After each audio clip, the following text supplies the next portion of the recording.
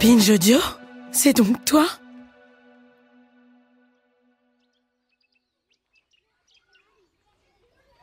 J'ai grandi dans une maison remplie d'enfants, tout le temps, matin, midi, soir, tous les jours de la semaine, pendant 10 ans.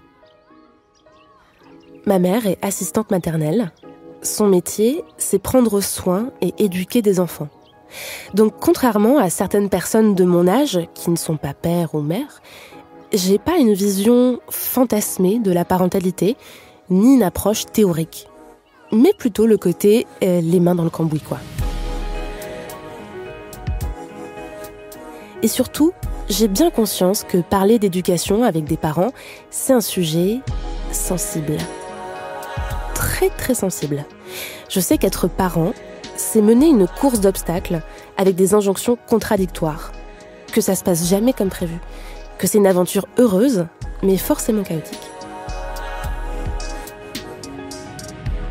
L'idée, avec cet épisode, c'est pas de rajouter des injonctions. C'est plutôt de prendre le temps de se demander ce qu'il est possible de faire quand un enfant grandit dans une société très genrée qui est aussi sexiste, homophobe et transphobe.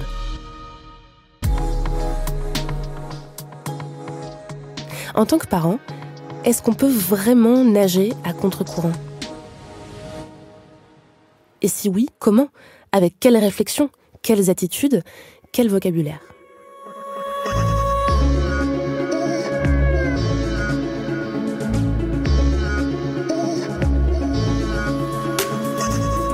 Pour cet épisode, j'ai voulu réinviter Gabrielle Richard.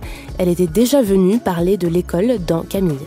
Elle est sociologue, elle prépare actuellement un livre sur la parentalité queer et dans ce cadre, elle mène des entretiens avec des parents qui ne sont pas hétéros pour leur demander quelles difficultés ils et elles rencontrent, quelles sont leurs approches, leurs manières de faire, qu'est-ce que ils et elles ont expérimenté. Et puis, elle est elle-même maman de 2 enfants, en couple avec une personne non-binaire. Elle est donc l'invitée parfaite pour qu'on défriche ensemble ce que ça signifie éduquer son enfant d'une manière féministe, queer et loin des carcans hétérocentriques. Et cette approche, elle concerne tous les parents, même les parents hétéros.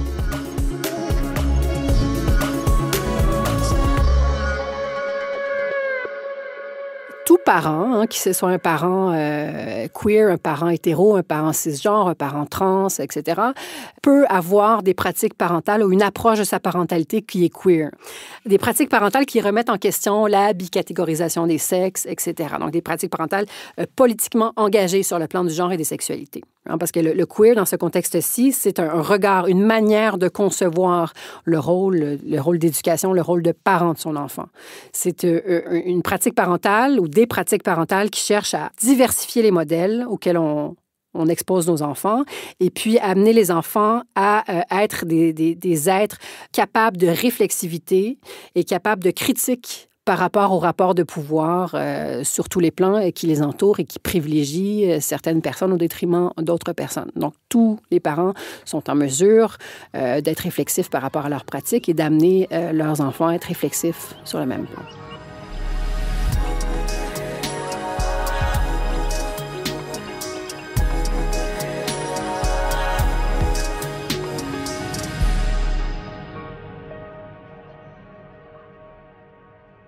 C'est important de réfléchir aux influences qu'on donne à nos enfants, c'est-à-dire aux valeurs qu'on va... Tout parent va réfléchir aux valeurs qu'il ou elle va transmettre à ses enfants. Et puis pour les parents qui ont des valeurs féministes, qu'il ou elle le nomme comme ça va être très important à ce moment-là d'aller essayer d'inculquer à leurs enfants des valeurs qui sont cohérentes avec ce modèle féministe-là. Et surtout, et j'ai l'impression que beaucoup de parents vont éduquer leurs enfants en réaction à un monde ambiant qui est vu comme, et qui est lu à raison, comme fortement hétéronormé, hétéronormatif. C'est-à-dire que ce monde-là, ce monde social-là, et ça a une influence dans la famille, mais va imposer des attentes de genre très fortes aux personnes, et particulièrement aux enfants, dès le plus jeune âge. Et puis on le sait, il y a toujours le même exemple, mais le moindrement qu'on se promène avec une poussette dans la rue, il y a toujours quelqu'un qui va venir face à nous et qui va dire « Ah, première question, est-ce que c'est une fille ou est-ce que c'est un garçon? » On s'entend qu'au final, on s'en fout parce que c'est qu'un bébé et puis leur interaction va pas être impactée par le fait que ce soit une fille ou un garçon. Donc, cette question-là est primordiale et contribue à bicatégoriser les choses. Et ce qui fait qu'on a tendance à camper nos enfants-filles dans certains types de rôles. On les confine à certains types de jouets, de vêtements, etc. Un on social, un on global. Et même chose est souvent à l'opposé pour les garçons. Il y a ça sur le plan du genre et sur le plan des sexualités aussi. On a tendance à être très prescriptif sur ce qu'on souhaite que soit la sexualité de nos enfants. On s'en rend peut-être pas compte parce que quand on a des enfants en bas âge, à 2, 3 ans, on n'a pas l'impression d'être prescriptif par rapport à leur sexualité. Mais au final, on a tendance à se dire « Ah, ben je vais avoir un enfant, puis un jour, mon garçon va se marier avec une fille, et un jour, ils vont avoir des enfants à leur tour. » Donc, on impose un modèle qui est hétéronormé dès le plus jeune âge. Et c'est en réaction à ce modèle-là qu'il y a des parents qui vont choisir de mettre en place des pratiques parentales qui sont féministes, qui sont queer. Alors justement, ces pratiques parentales-là, tu as mentionné pratiques féministes, pratiques queer. Comment est-ce qu'on définirait une éducation féministe? Ma compréhension de la chose, du moins, une éducation féministe part du principe ou part du constat que le monde est sexiste. Donc, il y a ce constat d'inégalité entre les hommes et les femmes dans le monde qui nous entoure.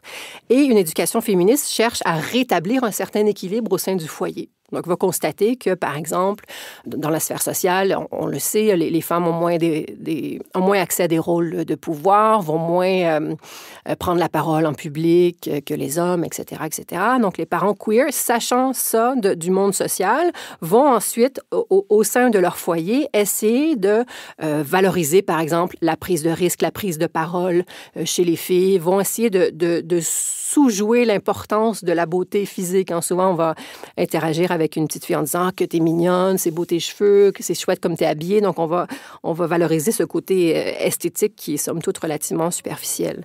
Et donc, les parents féministes vont être conscients de ces attentes genrées différentes, vont essayer de rétablir un certain équilibre, pour autant que ce soit possible, au sein de la sphère familiale.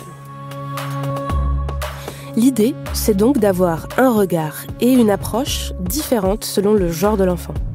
Par exemple, pour un garçon... Je pense qu'il y a au moins 4 choses sur lesquelles on peut être vigilant en tant que parent. Premièrement, la question des émotions. Hein, la question de mon enfant, garçon, ressent des émotions. Ces émotions-là sont diversifiées.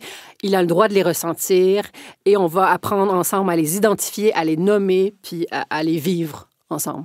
Ça paraît anodin, mais encore trop souvent, on va dire « Mais pourquoi tu pleures? T'es pas une fille, etc. » Donc, ce genre de discours-là est soit verbalisé, mais même quand il n'est pas verbalisé, il est quand même omniprésent. Donc, l'idée des émotions et d'encourager les émotions pour les garçons, je pense que c'est un outil important ou un levier important pour agir comme parent féministe. Ensuite, de différentes façons, en fonction de l'âge, on peut encourager notre garçon à s'éloigner des masculinités qu'on voit comme étant problématiques ou des masculinités toxiques. Bon, ça peut se faire avec les représentations de la violence, ça peut se faire en inculquant le respect d'autrui, hein, pas uniquement le respect des filles, mais le respect de toute personne. Fais attention à telle personne. Regarde, tu bouscules quand tu te promènes, etc. Donc, apprendre à un garçon à être conscient de son corps et conscient des impacts que son corps peut avoir dans l'environnement et dans sa manière d'agir avec autrui. Beaucoup de parents, et notamment, bon, est-ce que c'est dans la lignée des dernières années, le mouvement MeToo, etc., mais beaucoup de parents vont beaucoup miser sur les discussions autour du consentement. Avec leurs garçons et avec leurs filles, mais de façon différente. Donc, avec leurs garçons, on va beaucoup les inviter à respecter ce que d'autres personnes... à respecter quand d'autres personnes vont dire non, par exemple. Regarde, tu as chatouillé un ami, l'ami t'a dit non, on arrête. Non, regarde, il t'a dit non, on arrête. Donc, insister sur ça. Regarde, tu veux jouer avec cette personne, mais elle n'a pas envie de jouer avec toi. Donc, on va faire autre chose et on verra tout à l'heure. Donc, aller respecter les limites d'autres personnes. Alors que quand on éduque une fille, on va souvent avoir tendance à lui dire « N'hésite pas à prendre la parole. Tu n'as pas envie, tu te dis non, etc. » Donc, les parents vont insister sur des dimensions un petit peu différentes en fonction des garçons et des filles. Et... bon, là, ça paraît être très lourd, mais les parents de garçons vont souvent, les parents féministes de garçons vont souvent insister sur une éducation au privilège. Ça paraît un peu complexe, éducation au rapport de pouvoir, mais l'idée que leur faire comprendre que parce que tu es un garçon, on va te permettre de faire des choses qu'on ne permet pas aux filles. Donc, attirer l'attention du garçon, soit dans des histoires, soit dans des films, sur le fait qu'il y a des permissions spécifiques aux garçons qui ne sont pas données aux filles. Ça peut être aussi banal que, regarde, au terrain de jeu, c'est que des garçons qui vont sauter dans la boue. Pourquoi tu penses que les filles, on ne leur permet pas de sauter dans la boue? Ça peut être aussi banal que ça, mais à fur et à mesure que l'enfant grandit, elle complexifie un peu sa compréhension de ça et des rapports de pouvoir. À leur faire comprendre que, du coup, les filles n'ont pas forcément le droit ou ne font pas forcément tout ce qu'ils font et que c'est pas normal, du coup. Et que c'est pas équitable, et d'aller interroger le pourquoi. Parce que même très tôt, les enfants sont en mesure d'avoir une certaine réflexion par rapport à ça. C'est pas la réflexion la plus étoffée nécessairement, mais pourquoi tu penses que les petites filles font comme ça? Ben, leurs parents leur interdisent d'aller dans la boue. Pourquoi tu penses que c'est comme ça? Moi, mais regarde, est-ce qu'ils ont des bottes, les petites filles? Oh non, elles ont des petites chaussures toutes propres. Pourquoi? Etc. Il y a donc une complexité qu'on peut apporter au fur et à mesure où l'enfant grandit, mais dès le plus jeune âge, on peut amener quand même ces réflexions-là. Et de la même manière, pour une fille... Alors, du côté des parents féministes qui éduquent des filles, on va beaucoup insister sur le fait de fournir des représentations qui sont diversifiées et positives et fortes des femmes. Et des filles et des femmes. Donc, représentation des femmes dans des métiers atypiques, représentation de différents types de femmes dans un film. Donc, il n'y a pas simplement la héroïne qui attend de se faire sauver, mais il y a d'autres protagonistes qui sont intéressants, qui ont de la chair autour de l'os et qui peuvent agir à titre de modèle. Donc, c'est souvent le discours qu'on entend de la part de mères qui vont dire « Moi, je n'ai pas nécessairement eu de représentation qui faisait écho chez moi quand j'étais plus jeune et je me fais un devoir, une mission personnelle d'en offrir à ma fille, donc de différentes façons. » Donc, il y a ça. Il y a la question de diminuer l'importance accordée à la beauté et à l'apparence des filles. Ça revient très, très souvent, à savoir, les petites filles donc, sont souvent félicitées ou complimentées sur leur apparence, leur robe, leurs jolis chaussons, leur coiffure, ce genre de choses-là. Et il y a des parents féministes, beaucoup, qui vont dire, moi, quand je complimente ma fille, j'évite de le faire sur son apparence. Donc, je vais complimenter au lieu de dire t'as une belle robe quand tu danses, de dire t'es vraiment habile quand tu tournes vraiment vite, t'es pas étourdi. Donc, ce genre de choses-là. Donc, d'aller un peu complexifier les compliments qui sont possibles de faire pour aller, donc, encourager cet enfant-là dans différentes facettes de sa personnalité et lui montrer qu'elle n'est pas importante que parce qu'elle est jolie. Hein? Ce que peut lui renvoyer, sans nécessairement le vouloir, le discours d'autres personnes qui la rencontrent. Également, on va chercher à valoriser l'autonomie et l'affirmation de soi, notamment la prise de parole des filles. N'hésite pas à dire « Qu'est-ce que toi, tu en penses? » N'hésite pas à prendre la parole, toi aussi. N'hésite pas à dire « non » si c'est quelque chose qui ne te plaît pas. Qu'est-ce que tu sais encore? Donc, aller chercher la parole, la soutenir et l'appuyer en tant qu'adulte avec les privilèges qu'on a en tant qu'adulte. Encourager les filles dans la prise de risque aussi. Donc, c'est pas parce que tu es une fille que tu ne peux pas aller. Vas-y, monte sur le rocher, je t'accompagne. Comment tu te sens? Oui, vas-y. Puis éviter, c'est pas nécessairement évident en tant que parent pour n'importe quel enfant, mais éviter de dire attention, tu vas tomber. Mais bien, allez, vas-y, tu continues. T'étais très haut maintenant, bravo, etc. Donc, aller valoriser autant chez une fille que chez un garçon, ces comportements un peu de casse-cou, de prise de risque, ce que les enfants aiment beaucoup à juste titre. Ça peut aussi aller par, quand on évoque l'avenir des enfants, à souligner le fait que la fille sera, et le garçon aussi bien sûr, mais sera la personne qui va décider pour elle dans l'avenir. C'est-à-dire que plus tard, peut-être que tu vas te marier, peut-être que tu ne vas pas te marier. Hein, donc, d'éviter de laisser présumer qu'il y a une voie qui est la bonne voie et que tout le monde va nécessairement suivre. Plus tard, si tu décides d'avoir des enfants, etc. Plus tard, si un jour tu as des enfants dans ton ventre, etc. Donc, aller vraiment, encore une fois, élargir les modèles possibles pour une conjugalité ou un modèle familial éventuel futur. Et puis, le dernier, c'est pas le dernier, hein, mais le dernier des 4 points. Le dernier des 4 points, sensibiliser les filles à l'impact du sexisme, c'est-à-dire outiller les filles à être en mesure de lire des situations comme étant sexistes. Donc, de dire, regarde, cette chose-là, elle t'arrive, mais pourquoi tu penses qu'elle t'arrive à toi puis pas à cette autre personne-là? Est-ce que tu penses que c'est parce que tu es une fille, etc.? Donc, alimenter cette compréhension du monde de par une grille des violences de genre, finalement. Donc, aider cette lecture-là et épauler en tant que parent cette compréhension-là, mais aussi accompagner les douleurs que ça peut soulever.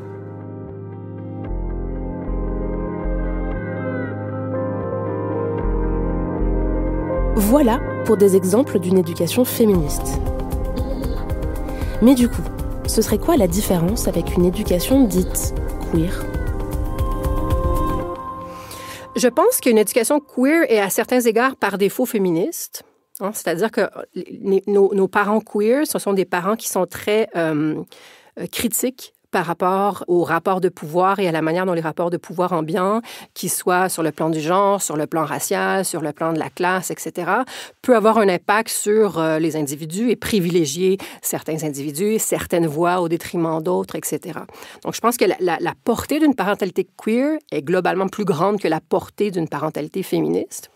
Et la parentalité queer cherche au final à, pas tant à rétablir cet équilibre, bien qu'il y ait cette préoccupation-là, mais bien à outiller les jeunes et les enfants, dès le plus jeune âge, à comprendre le monde dans lequel ils et elles vont évoluer et à être critiques par rapport à ce qui leur est présenté comme allant de soi, comme un modèle allant de soi dans le monde.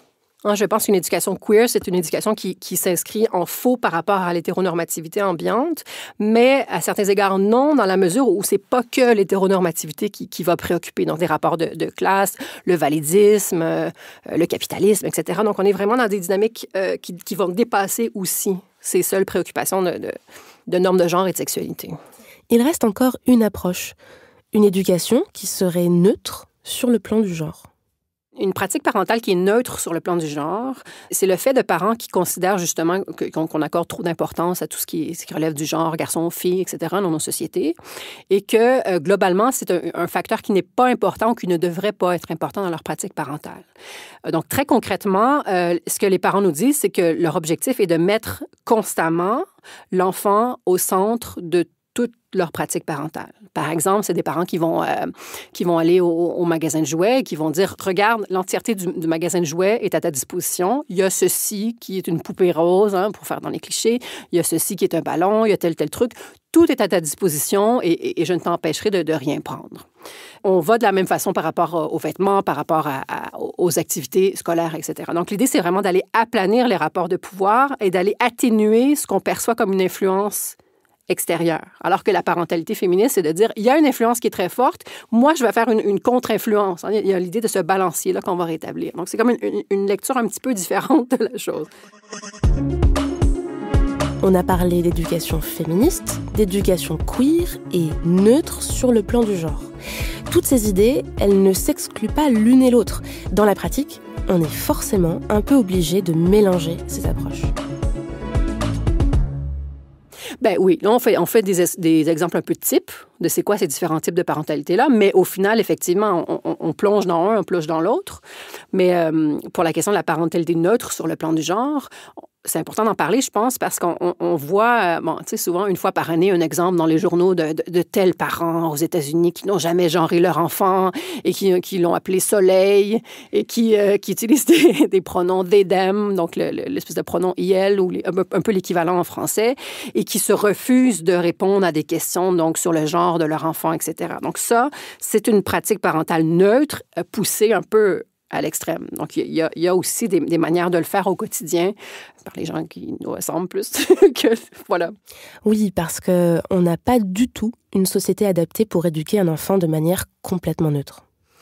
C'est que c'est particulièrement difficile étant donné l'importance qu'on confère aux gens dans nos sociétés, notamment sur les documents de naissance, notamment particulièrement dans la langue française, où on genre constamment les personnes par les pronoms qu'on utilise, même s'il y a des alternatives, mais ça demande une conviction incroyable et une rigueur incroyable pour ne pas répondre à ces questions-là. Je connais des parents qui font ça et qui évitent l'enjeu des pronoms en réitérant toujours le prénom de l'enfant. C'est-à-dire, par exemple, Camille va faire tel truc, Camille a été là, donc ça m'évite de dire il ou elle pour désigner mon enfant. Bon, allez, sans aller jusque-là, revenons à des choses plus concrètes. Un des premiers enjeux pour un parent, c'est déjà habiller son enfant. Oui, énorme dossier les vêtements, énorme dossier les jouets aussi, au final. Évidemment, l'approche parentale évolue en fonction de l'âge de l'enfant. Parce qu'à partir du moment où j'ai un enfant qui n'est pas en mesure de vraiment exprimer ses désirs, là, 2 ans et moins, disons, un parent féministe ou un parent qui veut pratiquer une parentalité neutre sur le plan du genre, va devoir faire ces efforts-là lui-même ou elle-même, c'est-à-dire aller chercher des vêtements dans les 2 catégories, entre guillemets, être très proactif par rapport aux cadeaux qui sont offerts aux enfants et de dire, par exemple, si vous m'offrez des cadeaux à la naissance de mon enfant, ça ne m'intéresse pas d'avoir des cadeaux qui sont particulièrement roses. Si mon enfant est une fille, je veux, allons dans toutes les sortes de couleurs, etc. Donc, quand l'enfant est très jeune, les parents sont particulièrement proactifs sur cette question-là. À partir du moment où l'enfant est en mesure d'un peu connaître ses goûts, aimer certaines couleurs, etc., le parent a tendance à lui présenter différentes options et de dire, par exemple, on doit prendre un pyjama. Est-ce que tu préfères ce pyjama avec des requins ou est-ce que tu préfères ce pyjama avec des licornes? Sachant que, au final, il ou elle aura un pyjama et que le pyjama, ce sera un pyjama qui lui plaira le plus au coup final. Donc, le côté directif disparaît un petit peu au fur et à mesure où l'enfant prend en âge. C'est un peu la même approche avec les jeux et les jouets. Mais il y a toujours une espèce d'équilibre que le parent doit maintenir entre, donc, prioriser son enfant, parce que même dans la parentalité féministe, c'est ce qui est prioritaire. Donc, prioriser son enfant et l'exposer à une diversité de jouets. C'est-à-dire, si mon enfant ne va que vers des jeux de construction, est-ce que moi, je ne veux pas peut-être lui acheter une poupée pour l'exposer à ce type de jeu vers lequel il n'irait pas spontanément? Donc, il y a cette question d'espèce d'équilibre à essayer de maintenir pour offrir à son enfant une grande diversité de jouets, l'exposer à différentes habiletés qu'il et elle peut développer, etc. Et il y a toujours un piège dans cette histoire. Le neutre, ça penche vers le masculin. C'est-à-dire qu'une petite fille habillée avec des vêtements de garçon, ça va choquer pas grand monde. L'inverse, c'est pas tout à fait vrai. À la hauteur de l'enfant, ça a peu d'importance. C'est-à-dire, un enfant lui-même ou elle-même va aller vers différents trucs et il n'aura pas évidemment ce regard critique. Là où il y a un enjeu, effectivement, et là où on remarque que le féminin est dénigré par rapport au masculin, c'est souvent lorsque vient la scolarité, quand l'enfant rentre à la maternelle, rentre en élémentaire, etc. Et là, pour la première fois, il ou elle va être confronté à des discours qui sont autres sur le genre de la part de ses pairs et peut-être de la part d'éducateurs, éducatrices, etc. Et là, dans ce fameux chandail, là, je prends souvent des exemples un peu clichés, mais ce fameux chandail rose que ce jeune garçon va porter avec fierté, éventuellement, il y a d'autres personnes qui vont lui renvoyer le fait que ce chandail rose est peut-être inadéquat pour un petit garçon. On trouvera pas le pendant de ça si clairement par rapport effectivement aux petites filles, où on va se dire, justement, c'est une petite fille très active, donc elle a besoin d'être confortable dans ses vêtements, etc. Alors que, évidemment, si mon enfant se présente en crèche ou à l'école avec une jupe, mon enfant garçon avec une jupe ou une robe, je suis assez certaine qu'il va avoir une certaine levée de bouclier ou que ça va faire énormément parler.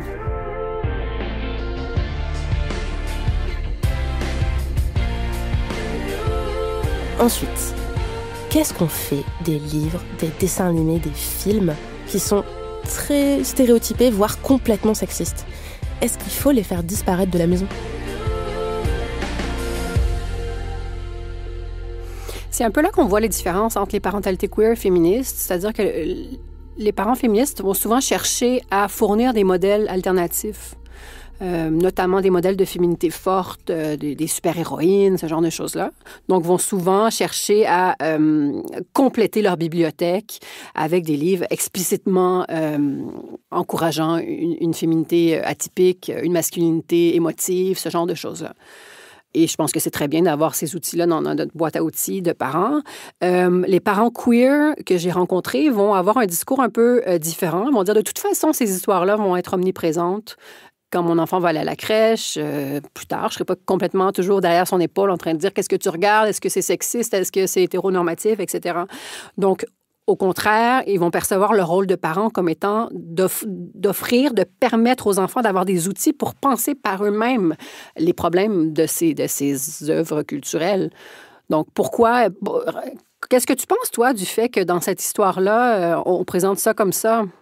Est-ce que tu trouves que tel truc? Est-ce que tu trouves que tel truc? Donc, amener simplement cette réflexion-là, et ce qui fait qu'on n'a pas à se couper d'une partie importante des livres ou des films qui font partie, par ailleurs, d'une socialisation entre enfants. Donc, si mes enfants, je refuse qu'ils regardent des films Disney, je pense que mes enfants vont être relativement mis à l'écart quand ils vont essayer d'échanger avec leur père autour de ces questions-là. Je pense que c'est beaucoup plus utile, dans le moyen et long terme, d'offrir aux enfants des outils pour penser à quel point ces objets-là peuvent être problématiques. Puisqu'on parle de projection, il y a une énorme projection sur l'orientation sexuelle des enfants, même très très jeunes, dès la maternelle. Est-ce que tu as un amoureux, une amoureuse? Comment est-ce qu'en tant que parent, en fait, on arrive à contrebalancer ça aussi en expliquant que c'est pas important, en expliquant que c'est pas forcément si important, que ça ne détermine pas l'enfant qu'il est? Oui, c'est omniprésent, hein, la question de penser l'amitié fille-garçon comme étant les prémices d'une amourette dès le plus jeune âge. Et c'est, je pense, extrêmement choquant pour des parents qui ne sont pas hétérosexuels de se dire, mais je ne peux pas croire que déjà ce modèle qui est omniprésent partout l'est également pour un enfant qui a quelques mois, quelques années seulement. Je pense qu'il y a différentes approches par rapport à ça. Il y a des parents qui vont avoir une approche qui est relativement militante et qui vont constamment donc, reprendre les personnes qui font ces présomptions-là. Je pense que c'est un travail qui est épuisant et c'est un travail qui est constamment à refaire. Mon impression personnelle, c'est que c'est un peu... ramer à contre-courant que d'essayer de toujours dire « oui, mais là, pourquoi vous pensez que mon enfant sera nécessairement hétéro, etc. » Donc, je sais que moi, personnellement, j'ai pas tendance à toujours reprendre ça. Puis après, ça va dépendre un peu de mon humeur aussi. Mais c'est un peu comme les présomptions de conformité au genre. Hein. Quand je me promenais avec mon enfant, c'est un peu... Mon 2 ans est un garçon, du moins à ma connaissance. Et quand on se promène dans la rue, parce que je lui mets différentes couleurs, nécessairement, on va toujours dire « Ah, quelle jolie petite fille ». Et j'ai pas toujours envie de me dire « Ah, c'est pas une petite fille, c'est un petit garçon et toutes les couleurs appartiennent à tout le monde ». Donc, c'est pas nécessairement un combat dans lequel je vais me lancer tous les jours. Parfois, je le fais, mais c'est un garçon. Ah bon, mais il a un bonnet rose. Ben oui, mais le rose appartient à tout le monde. Donc, c'est un travail du quotidien qu'il faut... C'est ça. J'ai tendance à penser que personnellement, je trouve ça un peu vain. Je préfère mettre mes efforts ailleurs, mais je connais des parents qui reprennent systématiquement et félicitations parce que c'est pas évident.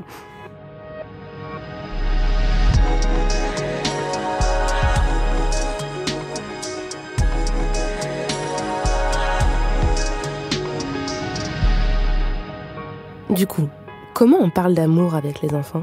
Comment on dépasse un jour, tu vas tomber amoureuse d'un garçon? La plupart des parents que j'ai parlé ouvrent ces différentes possibilités-là quand ils parlent avec leur enfant. C'est-à-dire, quand tu seras plus grand, tu seras en couple, peut-être avec une fille, peut-être avec un garçon.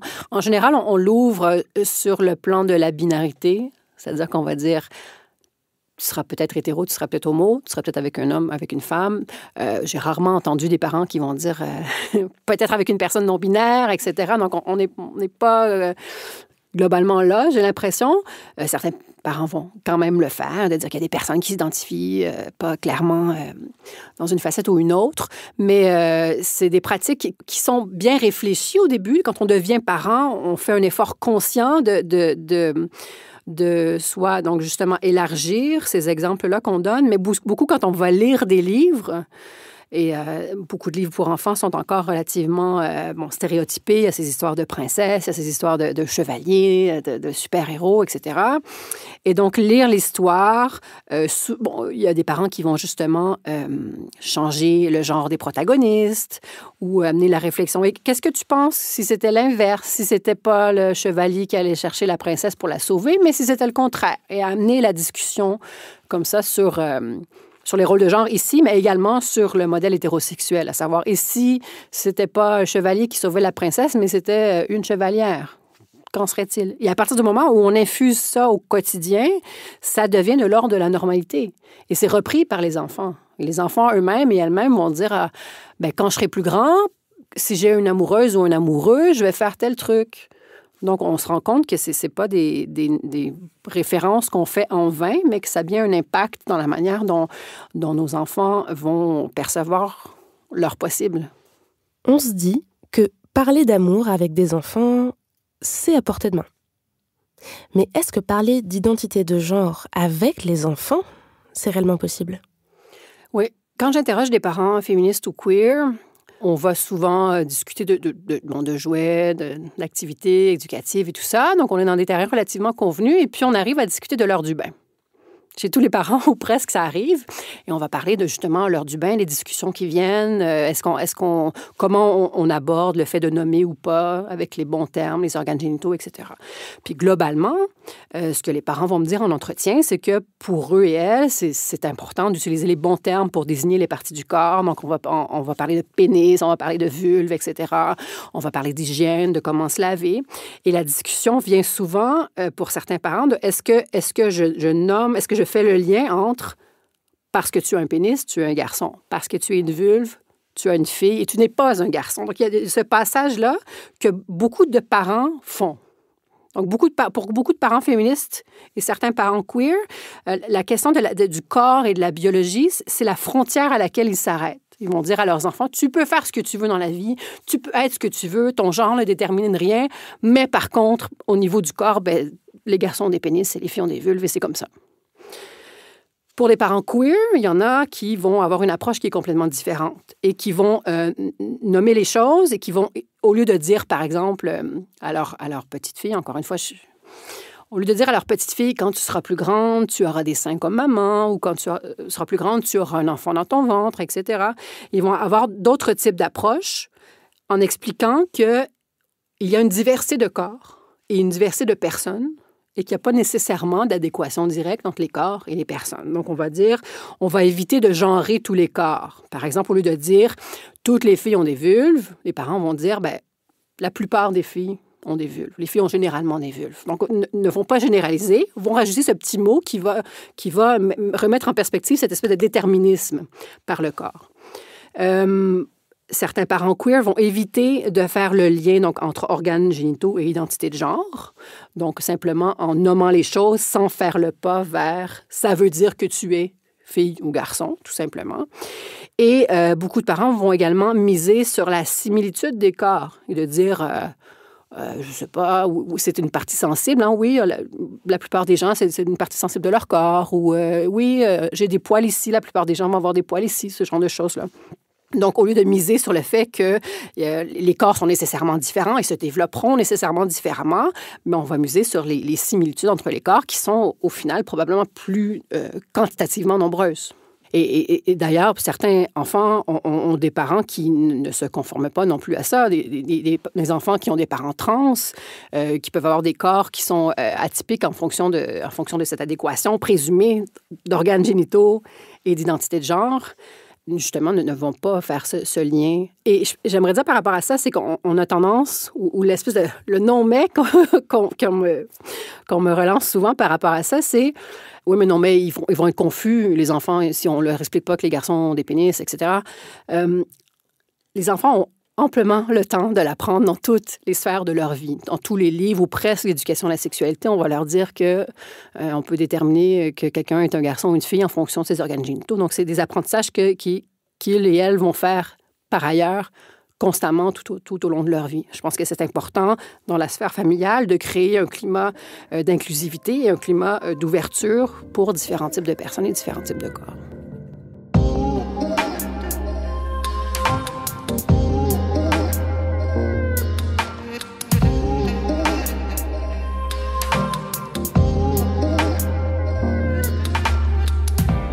Et puis, comment se préparer, en tant que parent, à l'idée que l'identité de genre de son enfant va peut-être évoluer en grandissant? Je pense que à partir du moment où on s'éduque sur les différentes notions, incluant, donc, quand on parle d'assignation de sexe, quand on parle d'identité de genre, quand on parle d'expression de genre, quand on parle d'orientation sexuelle, je pense qu'il faut de plus en plus les concevoir comme étant des spectres et non des deux pôles nécessairement différents. Et à partir du moment où on conçoit ça comme étant un spectre, on se rend compte que même en tant que parent, par exemple, moi, je suis une femme cisgenre, donc on peut dire que je conforte cette espèce de stéréotype de genre où j'ai été assignée fille à la naissance et je m'identifie comme femme maintenant. Mais à certains égards, sur le plan de comment j'exprime mon genre, sur le plan de comment j'adopte ou non certains rôles de genre, je ne vais pas cadrer avec les attentes qui me ciblent en tant que femme. Donc, je pense que c'est important, d'une part, de remettre en perspective l'idée que ce serait nécessairement un, nécessairement l'autre et que c'est figé, que ça ne bouge pas pour la vie. Hein, puis de parler d'exploration, de parler et même en tant qu'adulte, à quel point en tant qu'adulte aussi, on explore constamment la manière dont on s'identifie, la manière dont on s'exprime sur le plan du genre, etc. C'est quelque chose qui est continuellement en mouvement. Est-ce que toi, tu arrives à te dire que potentiellement le genre de tes enfants, en fait, est amené à évoluer? Oui, bonne question.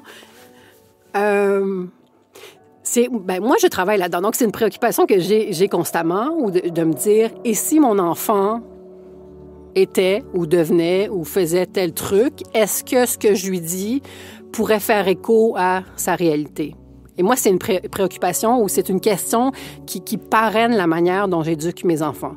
Je ne serais pas nécessairement prête à dire que c'est une question qui est aussi préoccupante pour l'ensemble des parents, mais je pense qu'une parentalité féministe ou queer véritablement inclusive, justement, va présumer de ça, va présumer qu'on ne sait jamais qui est ou sera cisgenre, transgenre, qui est et sera hétéro, pansexuel, queer, etc. Et d'éduquer en fonction que toutes ces possibilités soient ouvertes.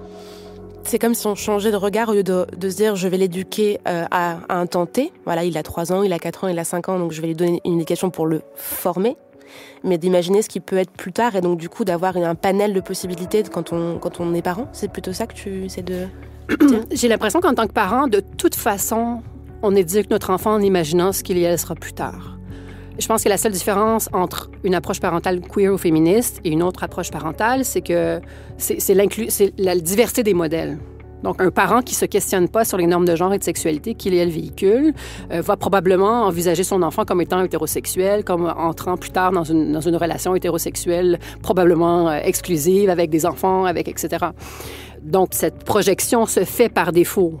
La seule différence avec un parent queer, il me semble, c'est que le parent queer va ouvrir le spectre des possibles et de dire, mon enfant va vieillir, peut-être qu'il sera dans une relation monogame, peut-être qu'il ne sera pas en relation, peut-être qu'il sera en relation polyamoureuse, peut-être qu'il y aura des enfants, peut-être pas. Donc, ouvrir le champ des possibles et être moins, de ce fait, moins prescriptif par rapport à ce qui transparaît dans nos enseignements.